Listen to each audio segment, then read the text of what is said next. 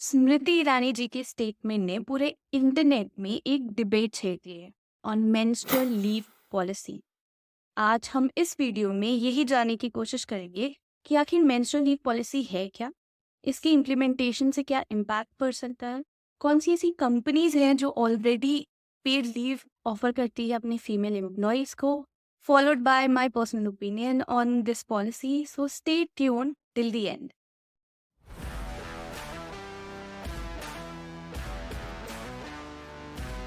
Menstrual leave policy का मतलब होता है कि एक वुमेन को ये राइट मिलता है कि मंथ में एवरी मंथ किसी एक या एक दिन से ज़्यादा वो छुट्टी ले सकती है मेंस्ट्रुअल साइकिल के दौरान।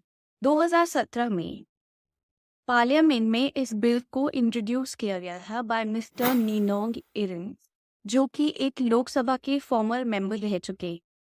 उन्होंने इस बिल को एज मेंस्ट्रुअल बेनिफिट बिल के नाम से इंट्रोड्यूस किया था, जिसको पार्लियामेंट में डिस्कशन का मौका नहीं मिला और उसे वहां पे रिजेक्ट कर दिया गया था। लेटर ऑन 2022 में इस बिल को री इंट्रोड्यूस किया गया, बट तब भी इस पे कोई प्रॉपर डिस्कशन नहीं हुआ। इस बिल में ये क्लियरली स्टेटेड था कि 4 days leave every month provide किया जाएगा ऑल वुमेन एम्प्लॉयज को। फास्ट फॉरवर्ड टू जनवरी 23, एक पब्लिक इंटरेस्ट लिटिगेशन फाइल की गई थी सुप्रीम कोर्ट में कि इस पे कोई एक डायरेक्शन दिया जाए, मेंस्ट्रुअल लीव पॉलिसी पे कोई एक जजमेंट दिया जाए। पर सुप्रीम कोर्ट ने इसको डिस्पोज करते हुए ये कहा है कि ये मैटर यूनियन मिनिस्ट्री का है, union ministry of women and child development के अंडर आता है और इस पे सही डिसीजन देने का उन्हीं को हक है, जिससे डायरेक्टली ये ट्रांसफर हो गया स्मृति ईरानी जी को। इस पे हम आएंगे बाद में। पहले हम ये जानते हैं कि इस बिल के इंट्रोड्यूस होने से पहले भी हमारे कंट्री में ऐसे 2 स्टेट्स हैं जहाँ पे ऑलरेडी पीरियड लीव को इंट्रोड्यूस किया गया था।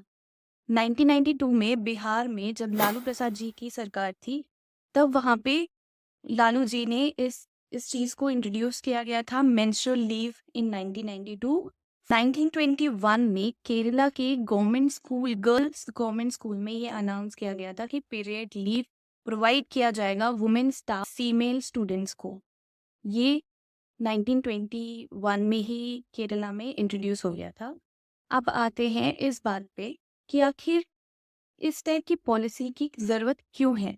तो ये समझते हैं कि जब एक वुमेन इस मेंस्ट्रुअल साइकिल से गुजरती है हर महीने, तो उन्हें एक एक्सट्रीम लेवल पे डिस्कम्फर्ट और एक्सट्रीम लेवल पे पेन एक्सपीरियंस होता है, जिसके कारण उनका वर्क करना, प्रोडक्टिवली वर्क करना थोड़ा डिफिकल्ट हो जाता है।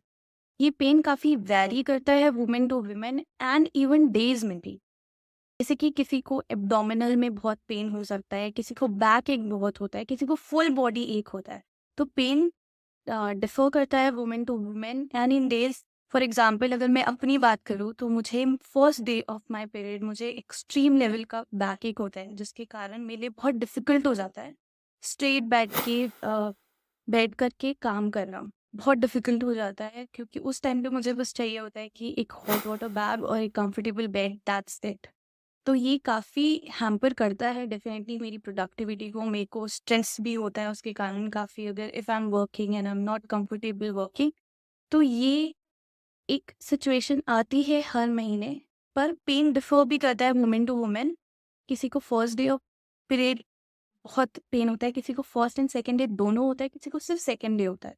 तो it varies from women to women. कुछ ऐसी कंपनीज है इंडिया में जिन्होंने फिलहाल ही एक पॉलिसी इंट्रोड्यूस की है जिसमें वो पीरियड लीव ऑफर करते हैं वुमेन एम्प्लॉयज़ को, जिसमें जोमेटो, स्विगी, बायजूस, फ्लाई माई बिज जैसी कंपनीज भी आती है।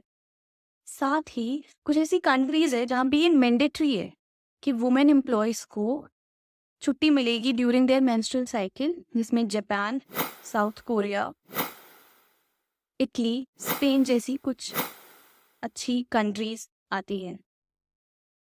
आप जानते हैं कि स्मृति ईरानी जी का एग्जैक्ट स्टेटमेंट क्या था। सो स्मृति ईरानी जी ने कल ये कहा कि as a menstruating women, menstruation and the menstruation cycle is not a handicap. It's a natural part of women's life journey. We should not propose issue where women are denied equal opportunities just because somebody who does not menstruate has a particular viewpoint towards menstruation. तो स्मृति ईरानी जी ने भी इसे कड़े शब्दों में oppose कर दिया है एंड उनका मानना है कि इसके लिए कोई पॉलिसी को इंट्रोड्यूस करने की ज़रूरत नहीं है, क्योंकि कहीं ना कहीं ये वुमेन के इक्वल अपॉर्चुनिटी को हैम्पर करेगी. सो इसमें मेरा पर्सनल ओपिनियन यही है कि फ्रॉम पास्ट 3.5 years मैं काम कर रही हूँ एंड 3 years मैंने वर्क फ्रॉम होम सेटअप में ही काम किया है. उन 3 years में मैंने एक बार हाफ डे का लीव लिया था ड्यूरिंग माय मेंस्ट्रुअल साइकिल, क्योंकि मेरा पेन इतना एक्सट्रीम हो गया था और बैक टू बैक मेरे को काम करना पड़ रहा था. मैं इतनी एग्जॉस्ट हो गई थी कि मुझे लीव लेनी पड़ी हाफ डे की. सो कीपिंग दैट इन माइंड, और अभी करेंट सिचुएशन जहाँ मैं काम करती हूँ वहाँ पे मुझे फ्रीक्वेंट ट्रैवल करना पड़ता है मीटिंग्स के लिए with a heavy bag full of products. So keeping that in mind, I think कि introduction of such policy can add a lot of benefit to us definitely, but इसके काफ़ी सारे downfall भी हो सकते हैं. अभी के लिए तो इसे अपोज कर दिया गया है. होपफुली अगर इन फ्यूचर हमें इम्प्लीमेंटेशन देखने को मिलता है तब इस पे कैसे फॉर्मुलेशन होता है ये भी एक देखने वाली बात होगी. तब तक हम वेट करते हैं कि आखिर इस पे कब जाके इंडिया रेडी होगा to have a menstrual paid leave for women. So आप भी अपना ओपिनियन शेयर कीजिए इन कमेंट्स. आपको क्या लगता है, क्या मेंस्ट्रुअल लीव की ज़रूरत है इंडिया में या नहीं? तब तक हम बिना लीव के ही ऐसे ही काम करते रहेंगे. Thank you for watching this video. Stay tuned for more such videos and please like, share and subscribe to हरकान.